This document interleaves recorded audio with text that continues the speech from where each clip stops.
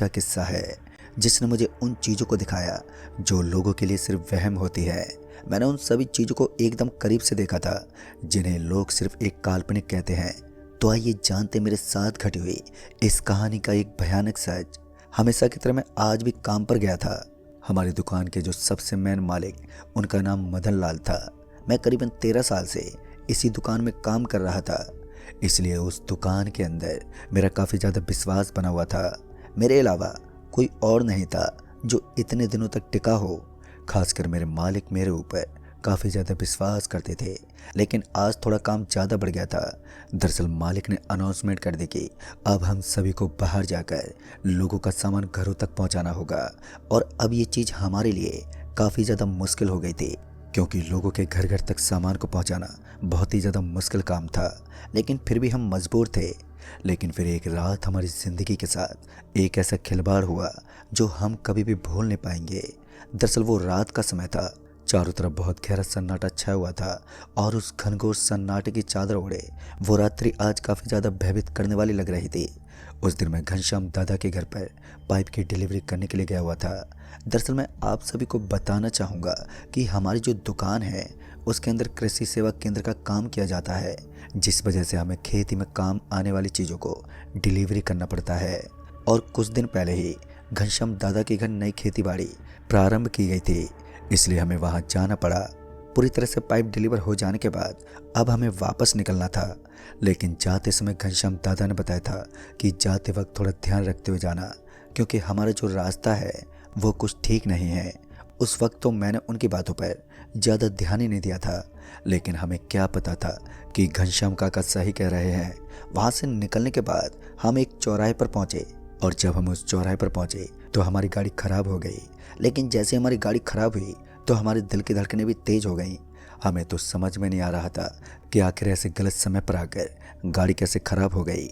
उसके बाद मैं अपने ड्राइवर से बात करने लगा तो ड्राइवर ने बताया कि गाड़ी के बोनट के अंदर कोई प्रॉब्लम हो गई है, तो हमें उतर कर देखना होगा। लिहाजा मैं उसी वक्त नीचे उतरा। लेकिन उसके बाद जब मैं गाड़ी से नीचे उतरा तो मैंने देखा कि बोनट तो एकदम ठीक ठाक था और उसकी वायरिंग भी बिल्कुल ठीक ठाक लग रही थी। फिर बोनट के अंदर कैसी प्रॉब्लम, अभी मैं इतना सोच ही रहा था कि तभी गाड़ी के पीछे से किसी के जूतों की आवाज़ आई, और उस आवाज़ को सुनकर एकदम से पीछे की ओर देखने लगा तो मैंने देखा कि वहाँ पर एक 6 फुट का आदमी था जो दिखने में जवान लग रहा था। फिर वो आदमी हमारे पास आया और बोला, लगता है आपकी गाड़ी ख़राब हो गई है, चलो मैं ठीक करके देखता हूँ। उसके बाद उस आदमी ने शायद 1-2 बार कोशिश ही की होगी कि हमारी गाड़ी एकदम ही स्टार्ट हो गई, लेकिन फिर जो हुआ वो हमारी समझ से बाहर था। दरअसल उस आदमी ने मेरी जेब में अपना हाथ डाल दिया और उसके बाद मेरी जेब के अंदर रखा पर्स बाहर निकाला और तुरंत ही वहाँ से भाग निकला। मुझे उस आदमी की यह करतूत बहुत ही ज़्यादा गंदी लग रही थी। मैं उस आदमी का पीछा कर पाता इससे पहले मेरा ड्राइवर नीचे उतरा और वो भी उस आदमी के पीछे पीछे भागने लगा। हम दोनों ने उसके पीछे गाड़ी नहीं लगाई, क्योंकि वो आदमी छोटी झाड़ियों के अंदर घुस गया था, जिसके अंदर गाड़ी चलाना बहुत ही ज़्यादा मुश्किल काम था। जैसे हम दोनों जंगली जैसे इलाके में पहुँचे तो वहाँ जाकर हमने देखा कि वहाँ काफ़ी ज़्यादा सन्नाटा पसरा हुआ था। चारों तरफ एकदम खामोशी के बादल मंडरा रहे थे। ऐसी जगह मैंने आज से पहले कहीं पर भी नहीं देखी थी। उसके बाद मैं उस आदमी को ज़ोर ज़ोर से आवाज़ देने लगा, यहाँ तक कि मेरे मुंह से गाली गलौज तक हो रहा था, लेकिन उस आदमी पर मेरी बातों का कोई असर ही नहीं पड़ा। मुझे ऐसा लग रहा था कि वो आदमी कहीं ना कहीं किसी पेड़ के पीछे छुप गया है और अब हमें नज़र ही नहीं आ रहा है। बहुत देर तक मैं उसे यूं ही गाली गलौज करता रहा, लेकिन उस चोर की तो कोई आवाज़ तक नहीं आ रही थी, तो मेरा तो माथा सटक गया था। लेकिन अब मैं कर भी क्या सकता था। मैं काफ़ी देर तक इसी तरह ज़ोर ज़ोर से बोलता रहा, लेकिन मेरे सामने से कोई आवाज़ ही नहीं आई। फिर उसके बाद मैं अपने ड्राइवर को देखने लगा, क्योंकि हम दोनों मिलकर भी उस आदमी को कहीं देख नहीं पा रहे थे। कुछ देर तक तो मैं इधर उधर भटकता रहा, लेकिन फिर उस शख्स का तो कोई ठिकाना तक नहीं था। तो मैंने सोचा कि यहाँ से तो अब निकलना ही हमारे लिए बेहतर होगा। तभी मैंने सोचा कि आज तो मुझे अपने मालिक से काफ़ी ज़्यादा डांट सुनने को मिलेगी, क्योंकि आज तो मैंने अपने मालिक के काफ़ी रुपयों को बर्बाद कर दिया था। दरअसल मैंने अपने मालिक की काफ़ी मोटी रकम को एक चोर के हवाले कर दिया, इसलिए मुझे भी अब बहुत ज़्यादा गंदा फील हो रहा था। मैंने उसके बाद तुरंत ही अपने मालिक को फ़ोन किया और उसे सारी बात बताने में लग गया, लेकिन उल्टा मेरा मालिक मेरे ऊपर ही भड़कने लगा। इतने में ही मुझे एक आवाज़ आई। इस आवाज़ को सुनकर ऐसा लग रहा था मानो कि कोई अपने पैर के नीचे पत्तों को कुचल रहा है। और इस आवाज़ को सुनते ही मैं तुरंत ही मुड़ गया और फिर भागने लगा। उसके बाद मैं तब तक नहीं रुका जब तक मैं इस आवाज़ के स्रोत तक नहीं पहुंच गया। जैसे मैं उस जगह पर पहुंचा तो मैंने देखा कि मुझे अब वहाँ कोई भी नज़र नहीं आ रहा था। ये देखकर एक पल के लिए तो मेरे कदमों के नीचे से ज़मीन ही खिसक गई, क्योंकि यहाँ से ही तो वो आवाज़ आई थी और यहाँ से आगे का इलाका तो वैसे भी एकदम सपाट था। मैं काफ़ी ज़्यादा घबरा गया था। दूर दूर तक भी मुझे कोई नज़र नहीं आ रहा था। फिर मेरा ड्राइवर भी वहाँ पर पहुँच गया और हमारे वहाँ पर पहुँचते ही हमें एक भवन नज़र आने लगा और उसे देखकर ऐसा लग रहा था मानो वो सालों से ही वीरान पड़ा है, जैसे कि उसके अगल बगल में अब कोई रहता ही ना हो। ये देखकर मेरी आंखें अब उस भवन को एकटक देखने लगी। पता नहीं क्यों, लेकिन उस भवन को देखकर मुझे एक अजीब सी फीलिंग आ रही थी। तभी मुझे वहाँ पर एक काले रंग की शर्ट पड़ी हुई नजर आई।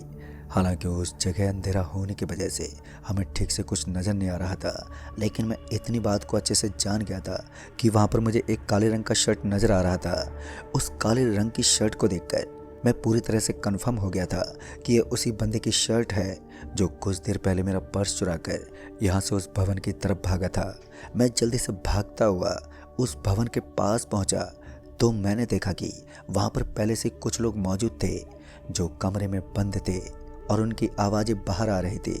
मैं पहले तो खिड़की के पास पहुंचा और खिड़की से झांकते हुए अंदर की तरफ देखने लगा तो मैंने देखा कि अंदर की तरफ मुझे एक आदमी दिखाई दे रहा था जो किसी से बात कर रहा था।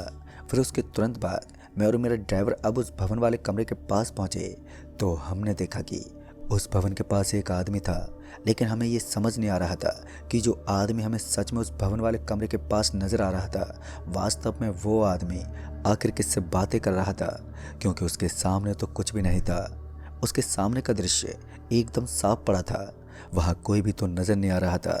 इतना सोचते सोचते फिर मैं जैसे उस कमरे की टूटी फूटी खिड़की से अंदर कूदा तो मेरे पीछे पीछे मेरा ड्राइवर भी झट से अंदर आ गया। फिर जैसे हम अंदर पहुँचे तो हमने देखा कि हमारे अगल बगल में कुछ चीज़ें पड़ी हुई नज़र आ रही थी। शायद वो सभी लाशें थी और ये देखकर मेरा पूरा का पूरा शरीर सुन्न पड़ गया। जब मैंने ठीक से देखा तो मैंने पाई कि मेरे चारों तरफ जो लाशें पड़ी नज़र आ रही थी उन सभी की छाती के अंदर एक छेद बना हुआ था और वो दृश्य इतना ज़्यादा भयानक था कि मुझे उल्टी करने का मन करने लगा। फिर मैं अपने ड्राइवर के साथ वापस से वहाँ से बाहर निकलने ही वाला था कि अचानक ही मुझे कुछ डरावने हाथ नज़र आने लगे और उन भयानक और डरावने हाथों को देखकर मेरा दिल दहल गया। पहले तो मैं उन्हीं की तरफ देखता रहा, लेकिन फिर अचानक उन हाथों ने मेरे ड्राइवर को एकदम से पकड़ लिया और जैसे उन हाथों ने मेरे ड्राइवर को पकड़ा तो मेरी भी सांस एकदम से ऊपर नीचे होने लगी। अभी मैं उनकी तरफ देख ही रहा था कि उन्होंने उसे घसीटना शुरू कर दिया। अपने साथी की ये दशा देखकर मेरे तो रोंगटे खड़े हो गए। मैं तुरंत उसके पीछे पीछे जाने लगा, लेकिन तभी वो उसी भवन के कमरे के दरवाजे के अंदर तक चला गया और उसके बाद जैसे वो दरवाज़ा बंद हुआ तो मैं उसे ज़ोर ज़ोर से आवाज़ देने लगा। अभी मैं आवाज़ दे ही रहा था कि तभी मुझे मेरा पर्स उसी दरवाजे के सामने पड़ा हुआ नजर आया। अपने पुराने साथी और अपने ड्राइवर को वहाँ ना पाकर मैं काफ़ी ज़्यादा टूट चुका था। तभी मेरे पीछे से आवाज़ आई, क्या हुआ तुमको, सदमा लगा ना? और फिर जब मैं पीछे मुड़ा तो मैंने देखा कि ये तो वही आदमी था जो मेरा पर्स चुरा कर वहाँ से भागा था। उस आदमी को देखते मेरा सारा का सारा गुस्सा उस आदमी के ऊपर ही फूटने लगा।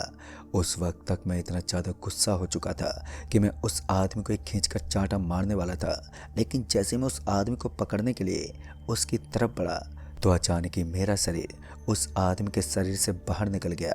यानी कि वो कोई इंसान नहीं था बल्कि एक रूह थी। और उस आदमी को इस तरह ऐसी अवस्था में देखकर मेरे शरीर के अंदर एक अजीब सा कंपन होने लगा। अब मैं इतना डर गया था कि मेरे हाथ और पैर दोनों हिल रहे थे। तभी उस आदमी ने ऊंची आवाज़ में ज़ोर से कहा, अगर तुम्हें अपना दोस्त चाहिए तो कल रात यहीं इसी जगह पर आकर अपने दोस्त को साथ ले जाना, लेकिन तुम्हें हमारे कुछ सवालों के जवाब देने होंगे और अगर तुम ऐसा नहीं कर पाए तो तुम्हारी और तुम्हारे दोस्त दोनों की छाती को फाड़कर उसके अंदर से कलेजा बाहर निकाल लिया जाएगा। इतना कहकर उस आदमी ने मुझे एक जोरदार धक्का मारा और उस धक्के के कारण मैं बहुत ही ज़ोर से पीछे की तरफ खिसका और एकदम से नीचे गिर पड़ा। और जब मैंने अपने आजू बाजू में देखा तो मैंने पाया कि मैं जिस जगह के ऊपर गिरा हुआ था तभी मुझे वहाँ से आवाज़ आई, कल रात 11 बजे इसी जगह पर आ जाना अगर अपने दोस्त को जिंदा देखना चाहते हो तो। इतना कहकर वहाँ का दरवाज़ा एकदम से बंद हो गया और उस भूत ने मुझे ये भी कहा था कि किसी को इस बात के बारे में भनक तक नहीं लगनी चाहिए, अपने दोस्त की इन्फॉर्मेशन को छुपा कर ही रखना है। फिर मैं वापस से अपने घर लौट गया। अपने ड्राइवर और काफ़ी सालों से काम कर रहे अपने सहकर्मी को बचाने की मेरे अंदर चुल मची हुई थी। मुझे किसी भी हालत में अपने दोस्त को जिंदा बचाना था, चाहे इसके लिए मैं कुछ भी करने को तैयार था। किसी भी हालत में मुझे अपने दोस्त को जिंदा बचाना था और इसके लिए मैं किसी भी हद को पार करने को तैयार था। उस रात जब मैं घर लौटा तो मेरे मालिक ने मुझसे काफ़ी सवाल जताए, लेकिन मैंने उस बात को छुपाकर अपने मालिक को सिर्फ इतना कह दिया कि वो अपनी बुआ के यहाँ पर रुका हुआ है और वो कल वापस काम पर लौट आएगा। अगर वो किसी कारण के चलते कल भी नहीं आ पाया तो परसों तो पक्का ही काम पर लौट जाएगा। इतना कहकर मैं अपने घर के लिए लौट गया, लेकिन मेरे दिमाग में वही बातें घूम रही थी। मेरे दिमाग के अंदर वही सारी चीज़ें चल रही थी कि आखिर उस आदमी ने मुझे कल उस जगह पर क्यों बुलाया है। कल मेरे साथ ऐसा क्या होगा जो मेरी भी सोच से परे है। फिर क्या था, मैं पूरी रात इंतज़ार करता रहा और मुझे नींद भी नहीं आई। जैसे ही दूसरा दिन हुआ तो मैं सुबह 5:30 बजे उठकर अपने काम के लिए निकल पड़ा। आज मैं कुछ जल्दी चला गया था। पूरी रात नींद न आने के कारण मेरी आंख में जलन हो रही थी, लेकिन मुझे किसी भी हालत में अपने दोस्त को जिंदा बचाना था, तो मैं उसके लिए कुछ भी करने को तत्पर था। फिर मैं जल्दी अपनी गाड़ी को लेकर काम के लिए निकल गया और उसके बाद जैसे मैं मालिक के पास पहुंचा तो मालिक ने मुझे कई सारे काम बता दिए और डिलीवरी करने के चक्कर में मैं उन बातों को भूल नहीं पाया था। आज मेरे साथ मेरा नया साथी दीपेश था। दीपेश जो वहीं का रहने वाला एक बंदा था, वो भी उस भवन के बारे में काफ़ी कुछ जानता था। फिर दीपेश से मैं वहाँ की काफ़ी सारी बातों के बारे में पूछने लगा तो उसने बताया कि वहाँ पर तो प्रेत आत्माएं रहती हैं और उन प्रेत आत्माओं को काबू करना हर किसी के बस में नहीं होता। फिर दीपेश ने बताया कि उनको काबू में करने का एक ही तरीका है, वो है वहाँ पर रहने वाले अघोरी बाबा जी। अगर अघोरी बाबा किसी की जान बचाने को मान जाते हैं तो फिर उन्हें दुनिया की कोई भी क़यामत किसी इंसान को बचाने से नहीं रोक सकती। वो इतनी ज़्यादा समर्थवान है कि उनकी क्षमता हर एक प्रेत को डरा कर रख देती है। दीपेश की बात को सुनकर ऐसा लग रहा था मानो वो किसी की सुनी सुनाई बातें कर रहा है। फिर जब मैंने दीपेश से इसके बारे में और भी कुछ पूछा तो उसने बताया कि उस प्रेत आत्माओं से लड़ना इतना आसान तो नहीं है, लेकिन वो बाबा जी किसी भी तरह इंसान को बचा लेते हैं जो उनके चंगुल में फंसे हुए हैं। आखिर में जाकर उस दीपेश नाम के शख्स ने मुझसे पूछ ही लिया। उसने कहा कि लेकिन उस्ताद जी, मुझे ऐसा क्यों लगता है कि आपके साथ वहाँ कोई अनहोनी हुई है। अगर ऐसा कुछ हुआ है तो आप बता सकते हैं, क्योंकि मैं आपकी सहायता ज़रूर कर दूंगा। दीपेश की बात सुनकर मेरे रोंगटे खड़े हो गए। जहाँ उस शख्स ने मुझे मना किया था कि मुझे किसी को इसके बारे में नहीं बताना है, तो अब दीपेश ने खुद ही मुझसे पूछ लिया। तो फिर मैंने दीपेश के सामने अपने हाथ जोड़ते हुए कहा, देखो भाई, वो प्रेत बहुत ज़्यादा खतरनाक है। कल ही मेरा उनसे सामना हुआ था। फिर मैं दीपेश को सारी बातें बताने लगा। मेरी सारी बातों को सुनकर दीपेश ने कहा, आपकी सबसे बड़ी गलती यही है कि आपने अपने दोस्त को उस कमरे के अंदर जाने दिया। अगर आप 3 बार उस दरवाजे को खोलने की कोशिश करते तो आप उस दरवाजे को आराम से खोल सकते थे और फिर आप अपने दोस्त को बचा सकते थे। बस आपको किसी तरह भगवान को याद करके उस कमरे के अंदर जाना था। मुझे लगा कि दीपेश सही कह रहा है और उसे हर बात की जानकारी है, तो मैंने दीपेश के सामने हाथ जोड़े और उससे मदद की गुहार करने लगा। दीपेश भी मेरी बातों को मान गया और दोस्तों, उसके बाद शुरू होने वाला था एक ऐसा कहर जो मैंने आज से पहले कभी नहीं देखा था।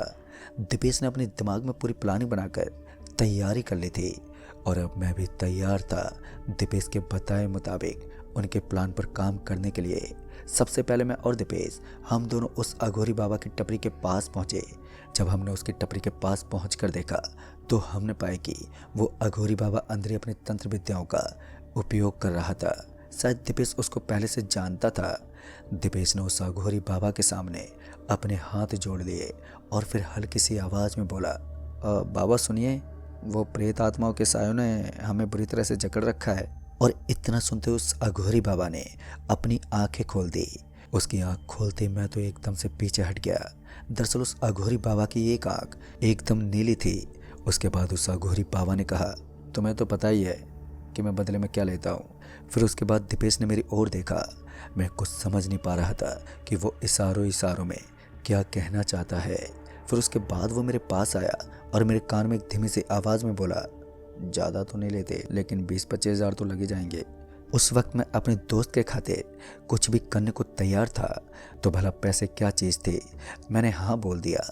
उसके बाद वहाँ से हमने कुछ ऐसा सोचा जो वास्तव में बड़ा डरावना साबित होने वाला था। जैसा कि उस अघोरी बाबा ने बताया था कि रात होते हम एकजुट होकर वहाँ के लिए निकलना है। इसी बीच मैंने अपने मालिक को बता दिया कि अचानक ही हम दोनों की तबीयत बिगड़ गई है, इसलिए हम दोनों आज के लिए आधे दिन में ही छुट्टी मार रहे हैं। उस वक्त कई सवाल हमारे मालिक के जहन में थे, लेकिन उन्हें पूछने का मौका मैंने उन्हें दिया ही नहीं और अपना फ़ोन स्विच ऑफ कर दिया। मैंने अपना मोबाइल तो स्विच ऑफ कर लिया था, मगर मुझे अब समझ में नहीं आ रहा था कि इन लोगों के दिमाग में चल क्या रहा है। उसके बाद दीपेश ने कुछ अजीब आइडिया दिए। रात के तकरीबन 9:30 बजे के आसपास हम उस भवन के लिए निकल गए। वो भवन जो एक सुनसान और वीरान पड़ी जगह पर मौजूद था। जैसे हम तीनों उस भवन के पास पहुंचे तो उस भवन के अंदर से हमें एक अजीब सी बदबू आने लगी। उस तांत्रिक बाबा ने बताया कि चिंता करने की कोई ज़रूरत नहीं है, क्योंकि अब जो होगा वो किसी दहशत से कम नहीं होगा। साथ ही दीपेश ने मुझे बताया था कि मेरा दोस्त अभी तक सही सलामत है, उसे कोई भी शक्ति आज की रात में नुकसान नहीं पहुंचा सकती, क्योंकि वो शक्तियाँ सबको एक दिन का टाइम देती है। दीपेश की बात सुनकर मेरे दिल को एक सुकून तो मिल रहा था, लेकिन दूसरी तरफ मुझे ऐसा भी लग रहा था कि कहीं मेरा दोस्त किसी बड़े खतरे में ना फंस जाए। उसके बाद जैसे जैसे वक्त बीतता गया वैसे वैसे मैं अपने दोस्त के और भी नज़दीक पहुंच गया, यानी कि मैं उस तांत्रिक बाबा के साथ उस भवन के एकदम पास पहुंच गया था। फिर उसके बाद उस तांत्रिक बाबा ने मुझे हल्की सी आवाज़ में कहा, नरेंद्र, तुमको सबसे पहले इस भवन के अंदर जाना है और ध्यान रखना तुम्हारा पैर किसी लाश पर ना पड़े। अगर गलती से भी तुम्हारा पैर किसी लाश पर पड़ गया तो फिर हमारे लिए और भी ज़्यादा दिक्कत हो जाएगी, और अगर तुम उस कमरे में कैद हो गए तो फिर हम तुम दोनों को जिंदा नहीं बचा पाएंगे। जाते वक्त मेरे चेहरे पर एक अजीब सा डर झलक रहा था। मैं जाना तो नहीं चाहता था, लेकिन अपने दोस्त की ज़िंदगी बचाने के लिए मैं ये सब करने को मजबूर हो गया था। उसके बाद रात के तकरीबन 11:30 बजे के आसपास मैं सबसे पहले उस भवन के अंदर जाने वाला था। उससे पहले उस तांत्रिक बाबा ने एक टंकी के बगल में सारा काम निपटा लिया था, और वो सारा काम ख़त्म हो जाने के बाद मैं बहुत ही ज़्यादा सावधानी के साथ उस भवन के अंदर जाने लगा। शायद उस भवन के अंदर वो अतृप्त आत्माएं मेरा ही इंतज़ार कर रही थी। जैसे मैंने उस भवन के अंदर अपना पहला कदम रखा तो मुझे डर का एक अजीब सा एहसास हुआ, लेकिन किसी तरह डरते कांपते मैं उस भवन के अंदर तक पहुंच गया। भवन के अंदर जाते ही सबसे पहले मेरी नज़र सामने की तरफ मौजूद एक आदमी पर पड़ी। तो उस आदमी के हाथों में कुछ था जो किसी लालटेन की तरह नजर आ रहा था। मैं बड़े ही गौर से उस आदमी को देखने लगा। फिर उस आदमी ने कहा, मैंने कल तुम्हारा पर्स चुराया था। फिर जब मैंने उसके बदन को देखा तो उसके कपड़े पूरे फटे पड़े थे और उसके जिस्म के अंदर से एक काले रंग का धुआं निकल रहा था। ये सब देखकर मेरे तो रोंगटे खड़े हो रहे थे। तभी उस भवन के अंदर सफ़ेद सफ़ेद रंग का एक और धुआं प्रवेश करने लगा, और उस सफ़ेद रंग के धुएं का गहरापन इतना ज़्यादा था कि उस भूत को कुछ समझाने का मौका ही नहीं मिला, और कुछ ही पल में वो भूत पता नहीं क्यों लेकिन तड़पने लगा। अब तो ऐसा लग रहा था मानो कि कोई भूत भी किसी इंसान की तरह तड़पता हो। उसकी हालत इस तरह देख मुझे तो बड़ा ही आनंद आ रहा था। तभी उस खिड़की के अंदर से दीपेश और वो तांत्रिक बाबा भी भवन के अंदर दाखिल हो गए, और वहाँ उनके पहुँचते उस भूत ने एक अजीब सा अपना चेहरा बना लिया। लेकिन इससे पहले उस तांत्रिक बाबा ने उसके चारों तरफ एक घेरा बना डाला। सामने की ओर नजर आने वाला वो प्रेत अपने मुंह से अजीब अजीब आवाज़ें निकाल रहा था, मानो वो जंगली जानवर है। तभी उस तांत्रिक बाबा ने कहा, तुमने बहुत लोगों को तड़पाया है, आज मैं तुम्हारा सारा हिसाब किताब पूरा कर दूंगा। इतना कहकर उस तांत्रिक बाबा ने उस भूत के ऊपर गंगा माता का शुद्ध जल छिड़क दिया, और फिर वो जोर जोर से चिल्लाने लगा, और उसके चिल्लाने की आवाज़ इतनी ज़्यादा तेज़ थी कि मेरे कानों के अंदर भी धमाके होने लगे। मेरे कान मानो फटने वाले थे। तभी उस तांत्रिक बाबा ने उसके ऊपर चिल्लाते हुए कहा, उस आदमी को हमारे सामने मौजूद करो जिसको तुमने कैद किया था। और तभी उस भूत ने अपना हाथ हिलाया और एक कमरे का दरवाजा एकदम से खुल गया। उसके बाद जैसे उस कमरे का दरवाज़ा खुला तो उस कमरे के अंदर से एक तेज आवाज़ आने लगी। हमने उस तरफ देखा तो हमने पाया कि मेरा साथी उस कमरे में दर्दनाक हालत में पड़ा था। उसके शरीर से खून निकल रहा था, और उसकी इस हालत को देखकर मेरे भी रोंगटे खड़े हो गए। फिर मैं भागता उसके पास गया और उसे संभालने लगा। उस वक्त हम अपने दोस्त की जान बचाने में सक्षम तो हो गए, लेकिन उस दिन जो उसके जिस्म पर घाव है वो आज भी उसे दर्द महसूस करवाते हैं। फिर बाद में उस आत्मा को उस तांत्रिक बाबा ने एक बोतल में कैद कर लिया और उस दिन के बाद आज तक मैं उस काम पर नहीं गया। खैर दोस्तों, मैंने भी इस भयानक हादसे के बाद उस काम को छोड़ दिया। क्या पता कब फिर से अपनी ज़िंदगी पर बात आ जाए। तो दोस्तों, इस कहानी में बस इतना ही। कहानी आपको पसंद आई हो तो वीडियो को लाइक शेयर ज़रूर कर दें और साथ ही हमें नीचे कमेंट बॉक्स में ज़रूर बताएं। तो मैं आपका दोस्त राजकुमार जल्द ही मिलूँगा ऐसी एक और नई कहानी के साथ। तब तक के लिए बाय एंड टेक केयर।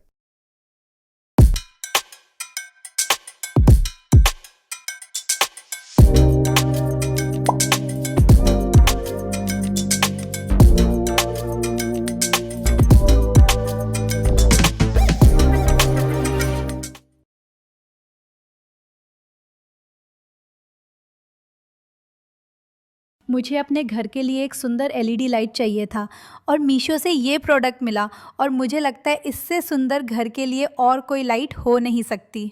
इस पर ये चांद और तारे बने हैं और ये मल्टी कलर एलईडी लाइट है। जस्ट इसे प्लग करना है।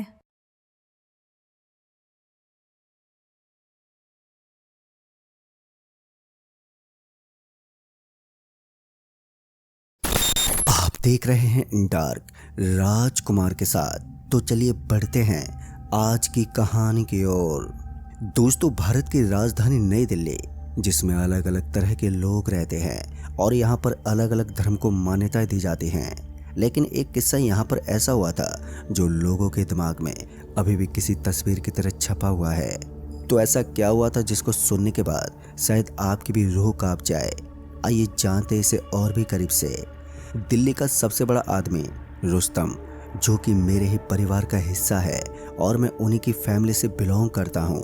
रुस्तम काका दिल्ली के सबसे खतरनाक गैंग का हिस्सा रहे हैं। सभी का कहना था कि वो अपने बिजनेस के साथ साथ एक गैंग पार्टी के लीडर होने का भी काम करता था, लेकिन उनकी काफ़ी इज्जत थी क्योंकि वो बेमतलब किसी के ऊपर भी उंगली नहीं उठाते थे और हमेशा सच्चाई का साथ देते। डर होने के साथ साथ लोगों के अंदर उनके लिए काफ़ी इज्जत भी होती थी क्योंकि लोग जानते थे कि वो उसी के खिलाफ खड़ा होता है जो झूठ और धोखे का साथ देता है। इसलिए लोग उसे काफ़ी पसंद करते थे। खन्ना परिवार दिल्ली का सबसे बड़ा परिवार था। इन सभी चीज़ों से हटकर रुस्तम काका का सामना एक बार एक ऐसे आदमी से हो गया जिसके बाद उनकी ज़िंदगी पूरी तरह से बदल गई। तो मैं आगे की कहानी आपको रुस्तम काका के नज़रिए से ही बताता हूँ। दोस्तों, बाजार में मेरे नाम की चर्चा इतनी ज़्यादा चलती थी कि कोई भी आदमी मेरा पूरा काम किए बिना ही वापस से ऑफिस नहीं लौटता था। लेकिन एक दिन मुझे एक पार्टी की तरफ से खबर मिली कि उन्होंने हमें अचानक ही रात को मिलने के लिए बुलाया था और उन्होंने मेरे सहकर्मी को खाली हाथ भेज दिया था। इसलिए मुझे उनके ऊपर काफ़ी गुस्सा आ रहा था। मेरा इतना दबदबा होने के बावजूद भी उनका इस तरह का बर्ताव तो मुझे बिल्कुल भी पसंद नहीं आ रहा था। मैं उनके ऊपर अपना सारा गुस्सा निकालने के लिए कभी भी जा सकता था। उन लोगों ने मुझे रात में वहाँ पर क्यों बुलाया था और इसके पीछे का कारण क्या था, इसके बारे में मुझे बिल्कुल भी मालूम नहीं था। लेकिन मैं इतना भी जानता था कि मेरे दुश्मन कभी भी मेरे ऊपर चढ़ाई कर सकते थे, इसलिए मुझे काफ़ी संभल कर रहना ज़रूरी था। संभलने के साथ साथ और भी काफ़ी सारी चीज़ें थी जिनके ऊपर मुझे ध्यान देना था, चाहे वो बिजनेस हो या फैमिली हो। लेकिन जैसा कि उन्होंने मुझे रात में बुलाया था तो मैं उन्हें किसी भी हालत में मना नहीं करना चाहता था। इसलिए मैंने सोचा कि अब जो होगा वो देखा जाएगा। मुझे सबसे पहले जाकर इस मामले को संभालना होगा।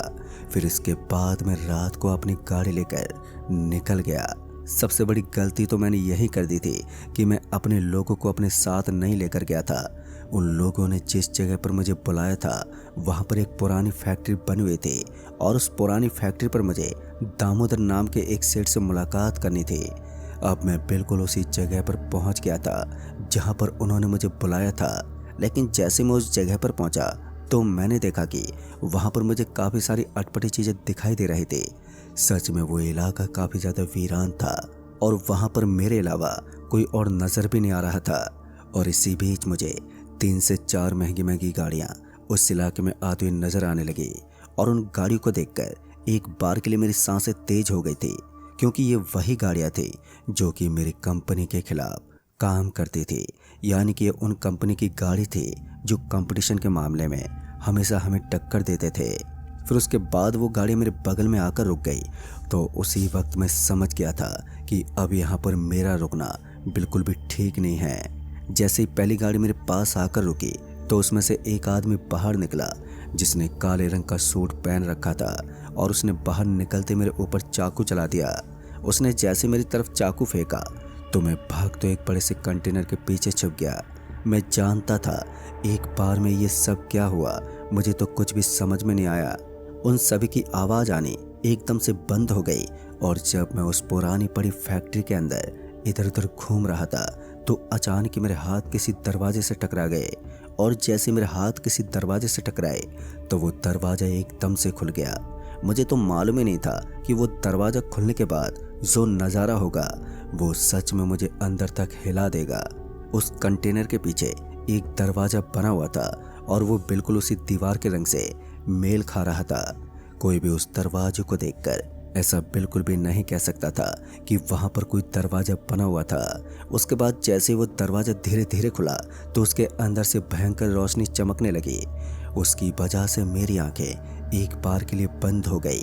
फिर किसी तरह मैंने अपने आप को संभाला, और उसके बाद जैसे ही मैंने अपने इधर उधर को देखने की कोशिश की तो पहले तो मुझे वहाँ पर कुछ भी नज़र नहीं आ रहा था, लेकिन उसके बाद मेरी नज़र सामने की तरफ मौजूद एक लंबे से आदमी पर पड़ी, तो मैंने देखा कि वो सच में काफ़ी अजीब टाइप का आदमी दिख रहा था। उसकी कद काठी को देखकर ऐसा लग रहा था जैसे कि ये हमारे घर का नहीं हो सकता। एक बार के लिए तो मेरी आंखें फाटी की फाटी रह गई थी, और मैं कुछ देर के लिए उसी आदमी को घूरता रहा। पता नहीं क्यों वो आदमी मुझे बड़ा अजीब लग रहा था, और उसके साथ ही मुझे हल्की हल्की घुटन भी महसूस हो रही थी। मैं समझ गया था कि मैं किसी गलत जगह पर आ गया हूँ, और मुझे अपने आप को बचाने के लिए कोई तो तरकीब निकालनी होगी, और अगर मैं ऐसा नहीं कर पाया तो फिर मुझे भी नहीं पता कि इस चीज़ का क्या अंजाम होने वाला था।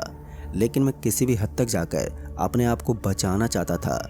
फिर उसके बाद मैंने जैसे ही पीछे मुड़कर देखा तो मैंने पाया कि अब जो दीवार मुझे दिखाई दे रही थी उसका दरवाज़ा बंद होने के कगार पर था।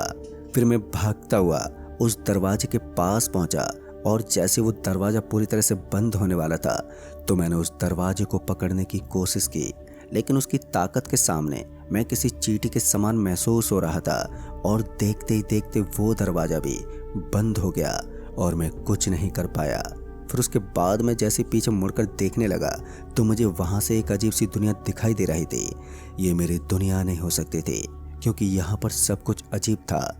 जो भी सामान नीचे रखा हुआ था वो नीचे नहीं था, बल्कि ज़मीन से 7 या 8 इंच ऊपर तक दिखाई दे रहा था, और ऐसा लगता था कि उसके नीचे की सारी जगह का गुरुत्व आकर्षण बल खत्म हो गया हो।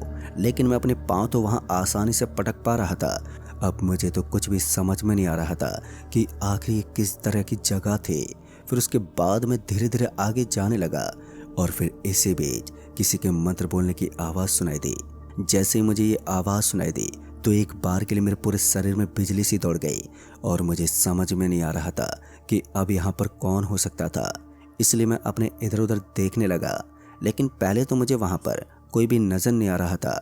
लेकिन इसी बीच वहीं पर बने हुए एक अटपटे से पेड़ के नीचे मुझे एक आदमी बैठा हुआ नजर आने लगा। वो उस पेड़ के नीचे बैठकर कुछ कर रहा था। मुझे कुछ समझ में तो नहीं आया, लेकिन मैंने सोचा कि अगर मुझे यहाँ से निकलना है तो किसी न किसी को तो ज़रूरत ज़रूर होगी। इसलिए अब मैं चुपचाप उस पेड़ की तरफ जाने लगा। उस पेड़ को देखकर ऐसा लग रहा था कि इस तरह का पेड़ तो धरती पर मौजूद ही नहीं है, और उसके नीचे की शाखा पूरी तरह से बर्फ से बनी हुई थी, और ऊपर का पूरा हिस्सा हरे भरे पत्तों से भरा पड़ा था। सच में ये काफ़ी अजीब था।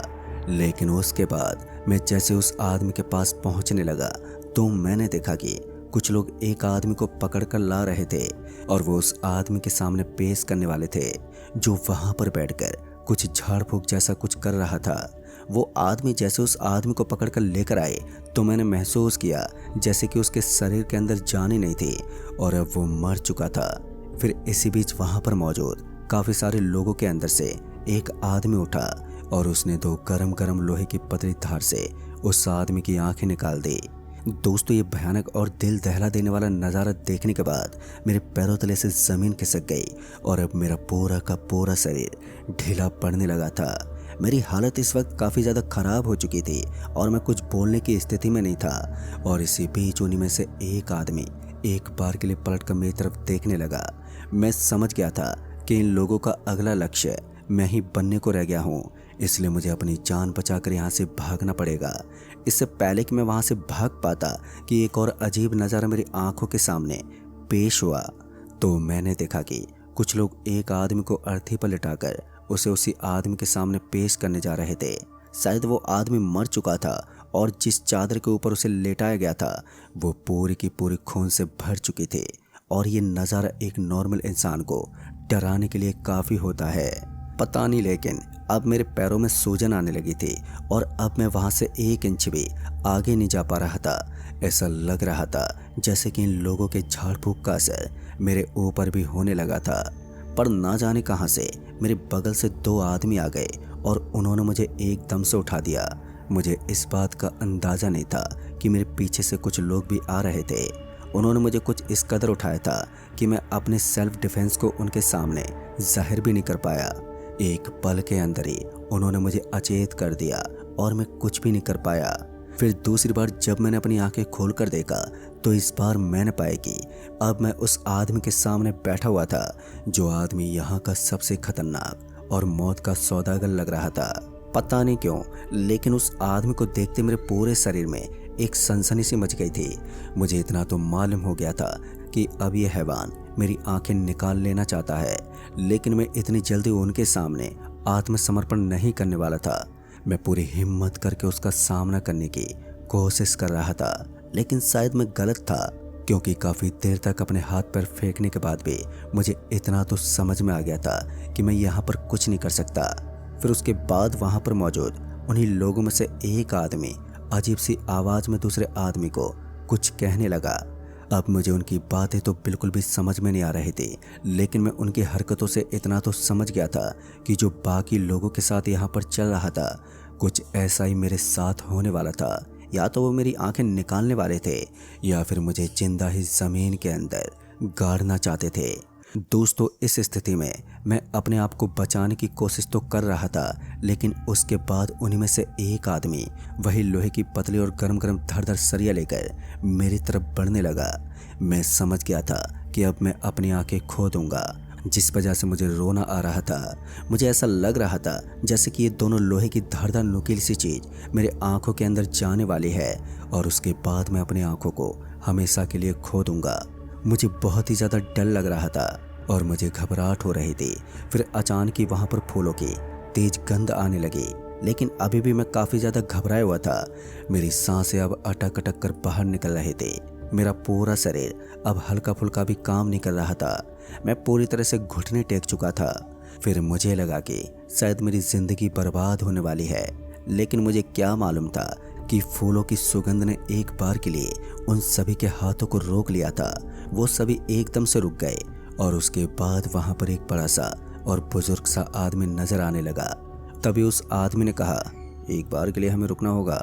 मैंने इस आदमी को पहली बार देखा था और ये भी दिखने में काफ़ी ज़्यादा भयानक लग रहा था, लेकिन इस वक्त वो सारे के सारे एक ही जैसे थे, जिस वजह से अब तो उन्हें देखने की आदत सी पड़ गई थी।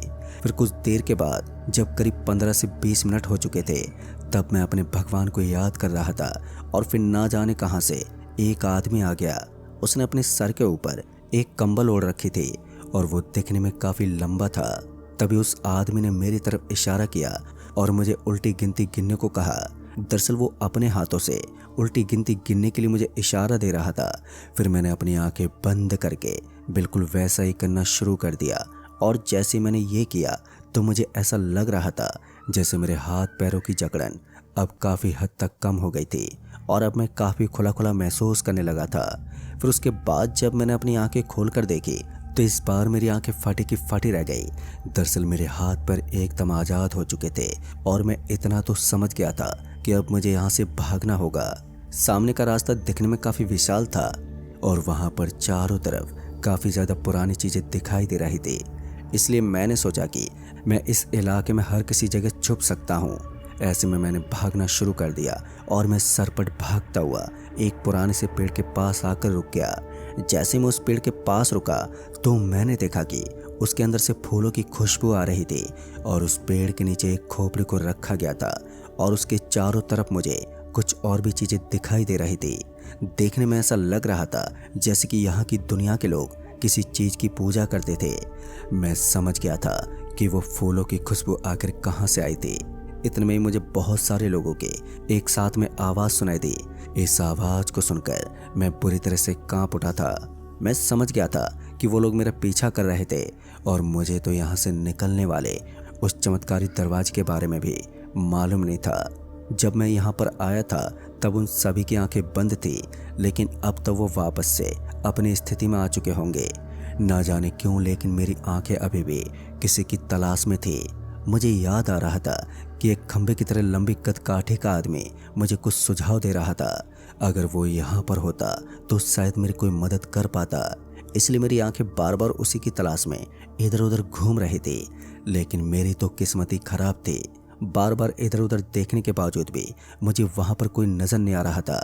अब मेरी सांसें फिर से ऊपर नीचे होने लगी थी और फिर तभी किसी ने मेरे कंधे पर अपना हाथ रख दिया और फिर जैसे ये हाथ मेरे कंधे पर आया तो मेरे दिल की धड़कनें और भी तेज हो गईं।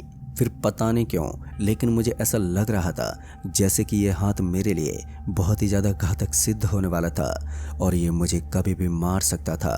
मगर उसके बाद जैसे ही मैंने अपने पीछे मुड़कर देखा तो मैंने देखा कि ये तो वही लंबा सा आदमी था जिसने मुझे पहले वहाँ से बचाया था। उसे अपने सामने देखकर मुझे काफ़ी अच्छा महसूस हो रहा था और फिर उसके बाद मैंने उस आदमी की तरफ देखकर उससे आंखों ही आंखों में मदद मांगी। उस आदमी ने कहा, यहाँ से बचकर निकलना इतना आसान तो नहीं है, लेकिन तुम कोशिश ज़रूर कर सकते हो। यहाँ से निकलना मतलब कि अपनी मौत को दावत देने जैसा है, मगर तुम्हें कोशिश तो करनी होगी। काफ़ी लोग थे जिन्होंने इस जगह से निकलने की कोशिश की, लेकिन कोई भी यहाँ से नहीं निकल पाया और वो अपनी जान ही गंवा बैठा। फिर उस आदमी ने मुझे अपने पीछे पीछे आने का इशारा किया और मैं उसके पीछे पीछे जाने लगा। अभी मैं उस आदमी के पीछे पीछे चलता जा रहा था और फिर उसके बाद वो आदमी मुझे एक बड़े से पीपल के पेड़ के नीचे लेकर पहुंच गया। जैसे मैंने उस पेड़ को देखा तो मैंने पाया कि वो पीपल का पेड़ देखने में बहुत ही विशाल था। उसकी शाखाएं लंबी लंबी थी और उसने काफ़ी सारी ज़मीन को अपने अंदर ढक के रखा हुआ था। फिर उसने अपने हाथ से इशारा करते हुए कहा, देखो, अगर तुम्हें अपनी जान बचानी है तो तुम्हें इसी पीपल के अंदर से जो दरवाज़ा खुलता है उसके अंदर प्रवेश करना होगा। लेकिन याद रहे, ये बहुत ही ज़्यादा मुश्किल काम है। तुम्हें पूरी रात उन लोगों से बचकर रहना होगा जो तुम्हें मारने की फिराक में हैं, क्योंकि वो लोग तुम्हारी बलि देना चाहते हैं। दोस्तों, उस आदमी की बात सुनने के बाद मुझे और भी ज़्यादा घबराहट हो रही थी, लेकिन मुझे कोशिश तो किसी भी हालत में करनी ही थी। इसलिए मैंने उस आदमी के सामने अपनी गर्दन हिलाते हुए हाँ में जवाब दिया। उसके बाद उस आदमी ने मुझे एक छोटा सा यंत्र थमा दिया।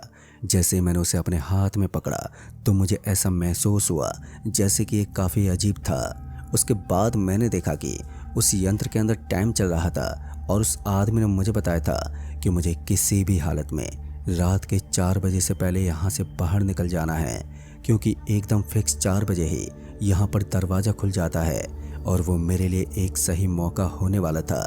इसलिए मुझे जल्द से जल्द रात के 4 बजने का इंतज़ार था, लेकिन मैं जानता था कि अभी भी मैं खतरे से घिरा हुआ हूँ।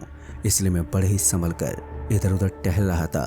फिर उसके बाद ना जाने वो आदमी कहाँ पर गायब हो गया और मैं जाते वक्त उससे पूछना चाहता था कि वो मेरी मदद क्यों कर रहा है, लेकिन अभी भी मैं उससे इस बात के बारे में जानकारी नहीं ले पाया था। करीब आधा घंटा बीत गया था और अचानक मुझे ऐसा लगने लगा जैसे कि वहाँ की ज़मीन के अंदर से कुछ हरकत होने लगी थी। ऐसा लग रहा था जैसे कोई बहुत ही तेज गति से ज़मीन को पीटता जा रहा था और उसके बाद ज़मीन के अंदर गड्ढे होने लगे। एक बार के लिए तो मेरा पूरा शरीर ही सुन्न हो गया था, लेकिन उसके बाद मैं जल्दी से भागता हुआ एक कोने में जाकर खड़ा हो गया। वहाँ पर एक लंबा और घना सा पेड़ था और मैं उसी के बगल में खड़ा होकर ये सब देख रहा था। तभी मैंने देखा कि जैसे वो ज़मीन उखड़ रही थी तो ज़मीन के अंदर से कुछ लोग बाहर निकल गए और ये वही लोग थे जिन्होंने मुझे पहले ही बलि पर चढ़ाने का प्लान बनाया हुआ था। उनको देखते मेरे रोम रोम में डर का खून बहने लगा, लेकिन मैं अभी भी अपनी जान को जोखिम में डालते उन्हें देखता जा रहा था। मेरा पूरा शरीर कांप रहा था, लेकिन इस वक्त मेरा धैर्य ही मुझे जिंदा रख सकता था, इसलिए मैं उम्मीद लगाए बस उन्हें देखता जा रहा था। फिर कुछ देर के बाद वो सभी लोग फिर से उसी जमीन के अंदर जाने लगे और ये सब देखकर मुझे अच्छा लग रहा था। मुझे ऐसा लग रहा था जैसे कि मेरे रास्ते के कांटे साफ हो गए थे और अब मैं खतरे को पूरी तरह से टाल चुका था। लेकिन मैं इस बात को नहीं जानता था कि यहाँ के लोग किस तरह के होते हैं और ये कभी भी कुछ भी कर सकते हैं। जहाँ तक मुझे अंदाजा था, मुझे तो ऐसा ही लग रहा था कि अब मैं आसानी से बच जाऊंगा, इसलिए मैं वापस से उस पेड़ से निकलने लगा। फिर करीब 2 घंटे बीत गए। सब कुछ ठीक चल रहा था और अब तो ऐसा लग रहा था जैसे कि मेरे साथ कोई अनहोनी नहीं होगी। लेकिन फिर इस बार जो हरकतें हुई उसे देखकर मेरे पैरों तले जमीन खिसक गई। उस वक्त रात के 4 बजने को हो गए थे और शायद अब वो दरवाज़ा भी खुलने वाला था, इसलिए मैं बेसब्री से उसी का इंतज़ार करने में लगा हुआ था। लेकिन जैसे 3:57 हुए तो मैंने देखा कि एक बहुत ही बड़ा सा आदमी उस लंबे और घने से पेड़ के बगल में आकर खड़ा हो गया था। उसके साथ साथ एक दूसरा आदमी भी था जिसने अभी यही हरकत दिखाई थी और वो भी उसके साथ साथ उस स्थान पर आकर खड़ा हो गया था। दोस्तों, ये देखकर मुझे काफ़ी अजीब लगा, लेकिन मैं कुछ भी बोल नहीं सकता था, इसलिए मैं उनको एकटक देखने लगा और थोड़ी देर तक तो सब कुछ नॉर्मल चलता रहा। लेकिन जैसे 2 मिनट बीते और 3:59 हो गए, तब जाकर मुझे भी उस दरवाजे के अंदर प्रवेश करना था। इसलिए मैं उस बड़े से पेड़ के पीछे से बाहर निकल गया और उस दरवाजे की तरफ बढ़ने लगा। तभी मैंने देखा कि अब उस पेड़ की आकृति के अंदर एक रोशनी वाला दरवाजा बन गया था और इसी दरवाजे से मुझे अपने संसार में वापस आना था। मैंने भगवान का नाम जपना शुरू कर दिया था और मैं जल्दी से भागने लगा।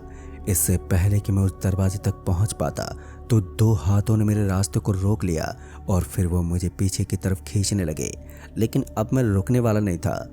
मैंने मन ही मन भगवान हनुमान जी का नाम जपना शुरू कर दिया था और फिर मेरे हाथ में जो यंत्र था मैंने जोर से उसे ऊपर की तरफ उछाला, पर मुझे नहीं मालूम था कि वो यंत्र कुछ इस तरह का कमाल कर सकता था। जैसे वो यंत्र ऊपर उछलकर नीचे गिरा तो उसके साथ बहुत ही तेज धमाका हुआ और उस धमाके के अंदर जिन लोगों ने मुझे रोकने की कोशिश की थी वो सारे जलकर राख हो गए और मैं उस दरवाजे में घुस गया। जैसे मैं उस दरवाजे के अंदर गया तो मुझे ऐसा लगा जैसे मैं आसमान की ऊंचाइयों से नीचे गिर रहा हूँ। जब मैंने अपनी आंखें खोल कर देखी तो मुझे महसूस हुआ कि मैं वहीं वापस आ गया हूँ जहाँ पर उन लोगों ने मुझे बुलाया था। लेकिन अब वहाँ पर कोई नहीं था, वहाँ से सब लोग जा चुके थे और मैं भी उस पुरानी फैक्ट्री से बाहर निकला और अपने लोगों को फ़ोन करके बाहर निकल आया। लेकिन दोस्तों, इस घटना के बाद मैं इतना तो जान गया था कि चाहे आदमी कितना भी बड़ा हो जाए, लेकिन ऊपरी शक्ति के सामने वो हमेशा छोटा ही रहता है। और अब तो मैं अकेला किसी भी हालत में किसी भी जगह पर नहीं जाता। तो दोस्तों, इस कहानी में बस इतना ही। कहानी आपको पसंद आई हो तो वीडियो को लाइक शेयर ज़रूर कर दें और साथ ही हमें नीचे कमेंट बॉक्स में ज़रूर बताएं। तो मैं आपका दोस्त राजकुमार जल्द ही मिलूंगा ऐसी एक और नई कहानी के साथ। तब तक के लिए bye and take care. Great choices for the great you. Open your free DMAT account with Angel One. Investments in securities market are subject to market risks. Read all the related